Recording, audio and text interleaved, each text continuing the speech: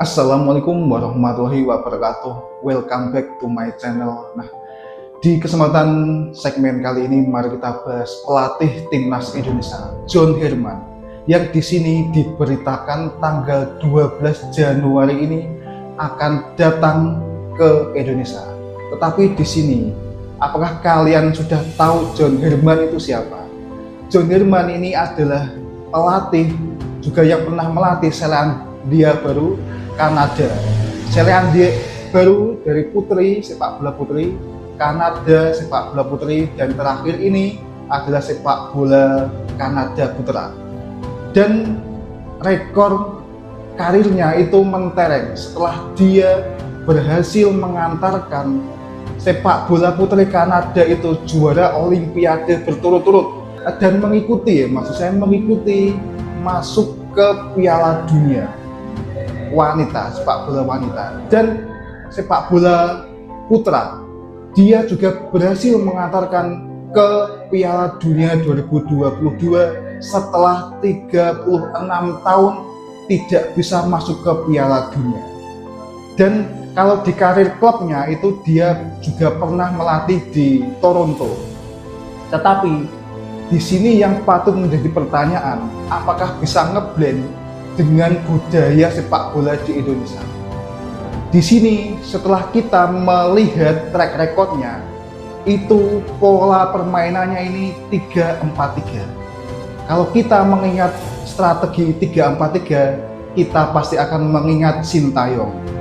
Karena Sintayong pada waktu itu sering sekali melakukan strategi 3-4-3. Dan itu juga yang diterapkan oleh John Herman pada saat dia melatih timnas Selandia Baru, timnas Kanada, dan juga di FC Toronto.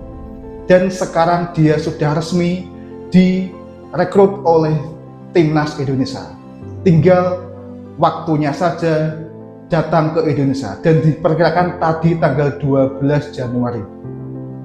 Di sini menjadi pelatih timnas Indonesia tidaklah mudah. Selain harus bisa ngeblend kepada budaya sepak bola Indonesia, juga harus bisa menyesuaikan mentalnya dengan netizen Indonesia. Yang bisa dikatakan netizen Indonesia ini sangat fanatik sekali ya pada sepak bola ini. Apalagi netizen Indonesia itu sudah pernah dikecewakan dengan keputusan yang kurang tepat, keputusan bodoh bisa dikatakan dari PSSI, dari sistem kepelatihan yang sebelumnya. Di sini tanggung jawab besar ini diperoleh oleh John Herman di sini. Karena netizen Indonesia atau pegiat sepak bola Indonesia ini tidak menerima proses, tetapi ingin segera ada hasilnya seperti itu. Karena prosesnya itu sudah kenyang dari pelatih yang terdahulu, tinggal hasilnya saja ini. Nah, di sini apakah bisa tanpa minimalisir proses tersebut? John Herman ini harus bisa mendapatkan hasil yang diekspektasikan para pegiat bola Indonesia. Dan di sini walaupun strategi permainannya ini bisa dikatakan mirip dengan Sintayong, tetapi kan performanya itu belum dilihat secara langsung di timnas Indonesia. Apakah bisa ngeblend langsung? Dan itu jawabannya bisa diperoleh pada saat event yang sebentar lagi kita lakukan, yaitu pada 3 Maret, maksudnya pada bulan Maret ya, itu ada agenda FIFA Series, turnamen yang bisa dikatakan baru dan pencetusnya itu dari Giannino atau Infantino Giannino, dari ketua dari PSSI, baru dilakukan pada tahun ini, dan itu diikuti oleh semua klub atau tim dari negara-negara lain, jadi bukan dari Asia Tenggara saja. Dan itu adalah waktu yang diperlukan John Herman untuk membuktikan karirnya atau membuktikan performanya kepada netizen Indonesia. Dan itu tidaklah mudah. Itu adalah tanggung jawab besar bagi John Herman. Di sini mentalnya ini patut dipertanyakan. Kalau mentalnya kuat, dia pasti akan bisa melalui itu semua. Tetapi kita berbicara lagi secara kenyataan, kita pantau, karena di sini kan belum menyampai dari event tersebut. Di sini baru Januari, dan Januari ini sendiri belum resmi diumumkan sama PSSI terkait John Herman ini sendiri. Dan terkait pemilihan pelatih John Herman ini, itu kabar yang kurang enak juga diberitakan oleh sosial media di Indonesia ini, terkait Pak Erick Thohir ini tidak diikutkan dalam pemilihan kepelatihan John Herman. Itu adalah berita yang sangat mengagetkan bagi para pegiat bola.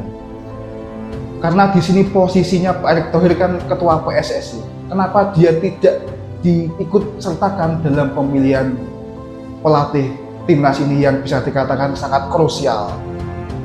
Dan yang memilih itu para exco dan juga dirtek, yaitu Alexander Zuhir. Walaupun begitu, pegiat bola harus tetap bisa optimis dengan hadirnya John Herman ini sendiri. Walaupun dari budget PSSI itu memang mampunya ini John Herman ya. Kalau kita melihat kualitas ya, kualitasnya tidak sehebat Sir Alex Ferguson. Karena kan John Herman ini kan ya menyesuaikan harga lah. Kalau bisa dikatakan ya tier 3, tier 4 kalau membicarakan sepak bola Eropa. Tapi kembali lagi di pemain kita juga bukan kelas 1, 2, tetapi juga masuk ke tier 3 atau 4. Nah, itu tanggung jawab dan juga beban mental John Herman yang nantinya akan dia tanggung pada saat dia benar-benar resmi melatih timnas Indonesia ini. Dan simak saja bagaimana performa dan track recordnya pada bulan Maret tersebut. Oke, mungkin cukup itu yang ingin saya bahas terkait pelatih baru ini John Herman dan juga dinamikanya terkait budaya sepak bola Indonesia dan juga netizen Indonesia yang sangat militan ini. Oke, kalau kalian menyimak sampai di menit ini, berikan ulasan statement kalian di kolom komentar. Kita berdiskusi terkait pembahasan yang saya angkat pada konten di kali ini. Dan jangan lupa like, komen, dan subscribe supaya video ini bisa retensinya bisa masuk ke pegiat bola pada umumnya dan bisa ditonton oleh semua kalangan. Oke, mungkin cukup itu. Jangan lupa like, komen, dan subscribe, dan share ke teman-teman. Wassalamualaikum warahmatullahi wabarakatuh. Salam pegiat bola.